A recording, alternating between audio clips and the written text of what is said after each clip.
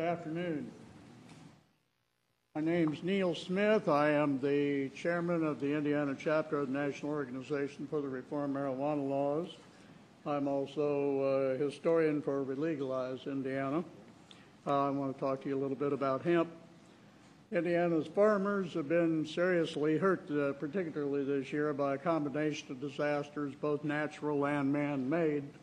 Spring rains have delayed plantings in many areas, and hailstorms have destroyed crops as they have this year and several years past. The Hoosier tobacco farms have dwindled because of the fading market. Unrelenting summer heat and drought have decimated crops throughout the state. We have before us an opportunity to save Indiana's farms, produce complete new agricultural industries, and create thousands of new jobs. Hemp, commonly called industrial hemp, could provide Indiana with an economic boom that we haven't seen in this state for many years. Over 50,000 products can be made from hemp, ranging from fiber, paper, plastics, building materials, food, and perhaps most importantly, biofuels. Hemp is a non-psychoactive variety of cannabis. Let me give you a little bit of a brief history. Hemp's the oldest known cultivated plant in the history of the world.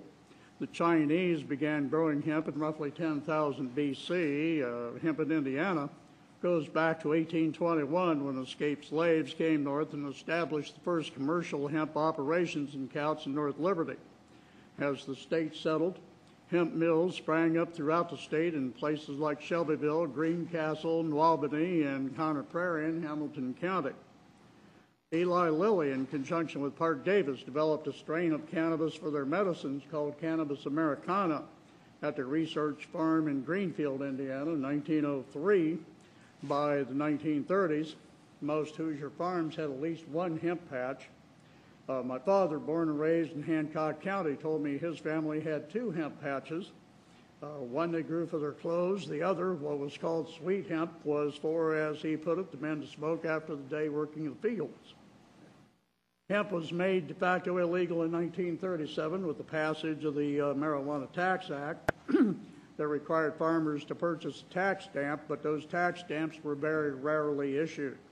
That is until World War II, when America needed hemp for the war effort. Jasper County, Indiana, won an award from the United States Department of Agriculture for their productivity. After the war, hemp was shelved. Now we face danger in areas of economics and energy. Hemp will grow in marginal soil. It requires little in the manner of fertilizer to grow on a commercial scale, though using organic fertilizers will increase yields. Hemp can withstand the heat and the drought of the Hoosier summers. The soil composition in Indiana is perfect for hemp. Hemp interplants well with corn and soybeans, being symbiotic with both those plants. Hemp produces one of the strongest fibers known to man. The fibers found in the outer sheath of the stalk, the pulp, called the herds, contains 77% cellulose, from where we get paper, plastics, components of building materials, and ethanol fuels. The seeds yield cake, which is highly nutritious as a food source for either animal or human. The oil provides either and edible food oil. When processed differently, the hemp seed oil makes an excellent light lubricating oil. When processed still differently, hemp seed oil makes a high-quality diesel fuel, providing at worst mileage comparable to petroleum, and it's considerably safer to handle and transport. Hemp is not marijuana. Hemp contains between 0.01% and 0.03% of the class of chemicals known as cannabinoids. Those are the psychoactive ingredients. One cannot get high on industrial hemp.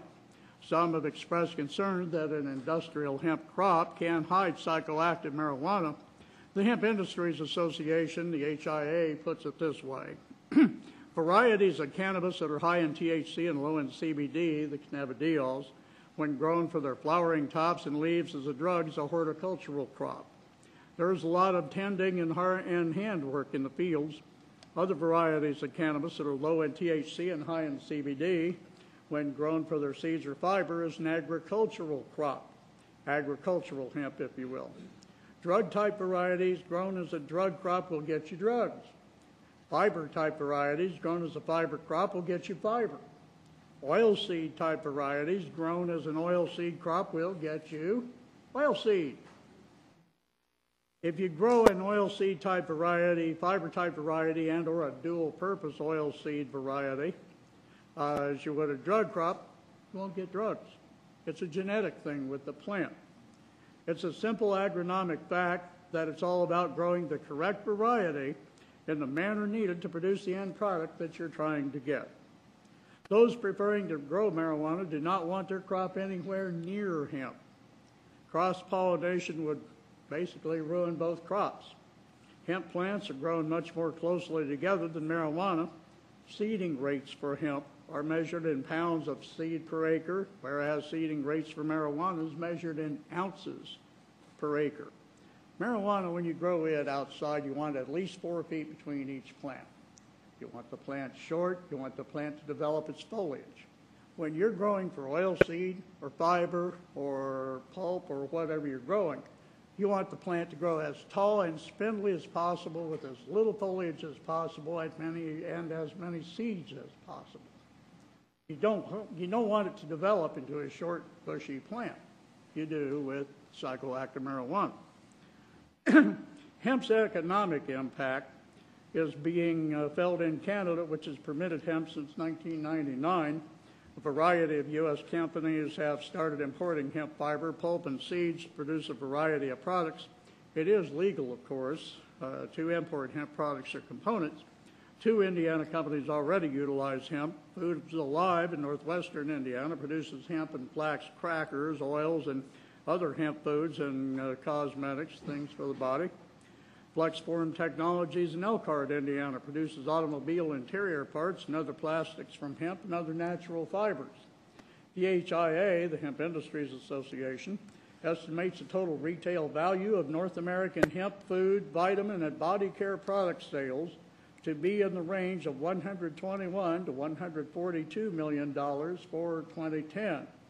The Canadian government reports they've nearly doubled their total acreage in 2010 to 26,815 acres. By growing hemp on 6% of this nation's marginal farmland, we would supply 100% of our nation's energy needs based on current levels of usage. An organization called HempCar drove a Mercedes-Benz diesel-powered car that was fueled on hemp diesel fuel only. That was in 2001. They achieved 12% better mileage than conventional diesel.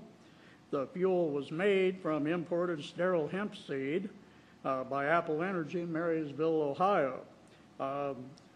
The process of producing diesel fuel, once the oil is extracted from the seed, is the same as producing fuel from petroleum or soy.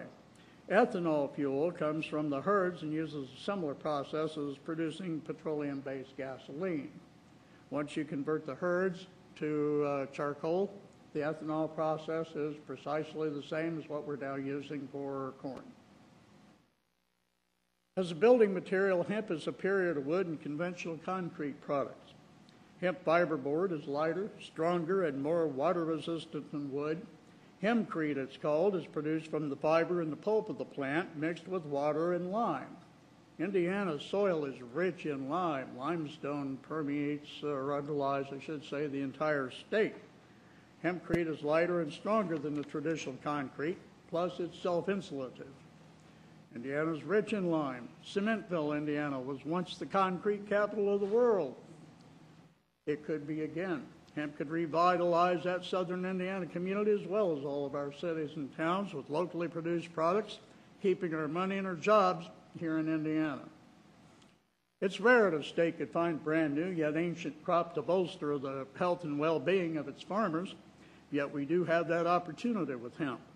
Complete new industries, new tax bases, and thousands of new jobs will be created right here in Indiana from hemp and associated suppliers and industries.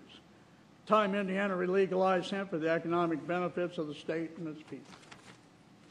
Thank you. Thank you. I bought a shirt last summer. I'm sorry? I bought a shirt last summer made here, right here in Indianapolis. And it was made it's softer with every washing, cool. Is 100% hemp? Huh? If it's 100% hemp, they'll give it to your grandkids. It lasts longer than any other fiber. What the heck, I'll try it. It's the best shirt I've ever bought. Yes, it's durable. That's what our grandparents and our great-grandparents, that's all they had. I go out and play golf in it, it is cooler, Uh-huh. I sweat in it, I dry quicker, and it does get softer with each. And the one thing I like about it is I can wash it, and I just take it out, and I don't have to iron it. It's pretty much Yeah. wrinkle-free. I love it. Is there any? There you go. Thank you very much.